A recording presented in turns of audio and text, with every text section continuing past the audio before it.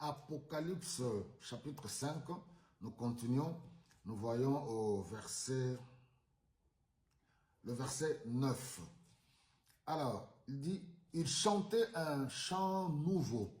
Tu es digne de prendre le livre et d'en briser le sceau, car tu as été mis à mort et par ton sacrifice, tu as acquis pour Dieu des gens de toute tribu, de toute langue, de tout peuple et de toute nation. Tu as fait d'eux un royaume des prêtres pour servir notre Dieu et ils régneront sur la terre. J'ai regardé encore et j'ai entendu la voix d'une multitude d'anges. Il y en avait des milliers, des dizaines, des milliers. Ils se tenaient autour du trône, des êtres vivants, et des anciens, et ils chantaient d'une voix forte.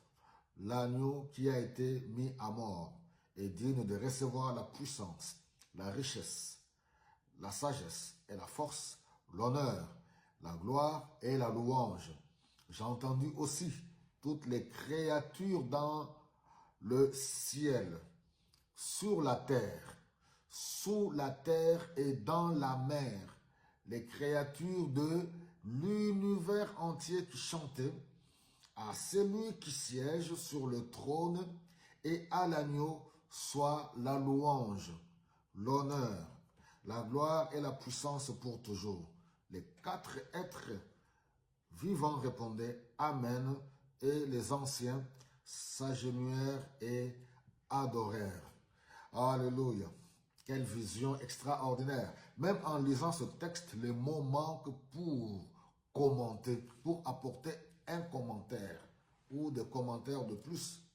Parce qu'à la lecture de ce passage, de cette extraordinaire vision de Jean dans l'île de Patmos, ne peut que nous pousser à nous prosterner devant l'agneau de Dieu, devant le roi des rois, devant le Seigneur du Seigneur, nous prosterner devant l'alpha et l'oméga, nous prosterner devant celui qui a créé les cieux et la terre, le célébrer.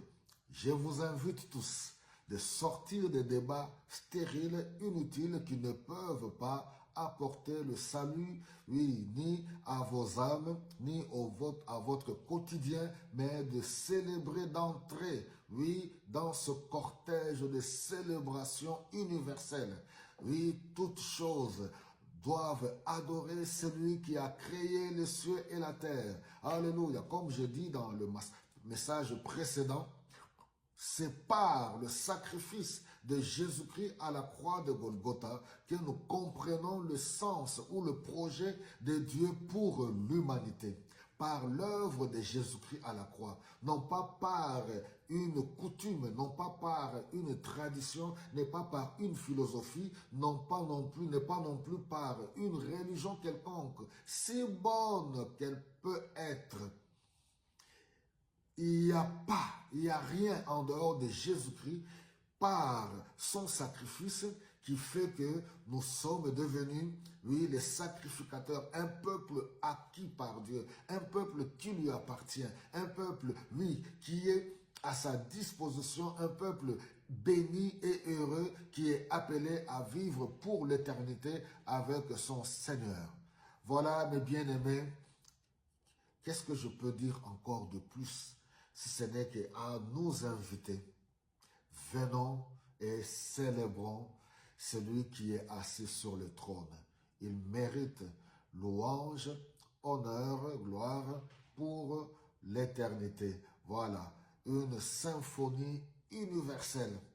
Gloire et louange à toi, notre Dieu. Soyez tous bénis et à très bientôt.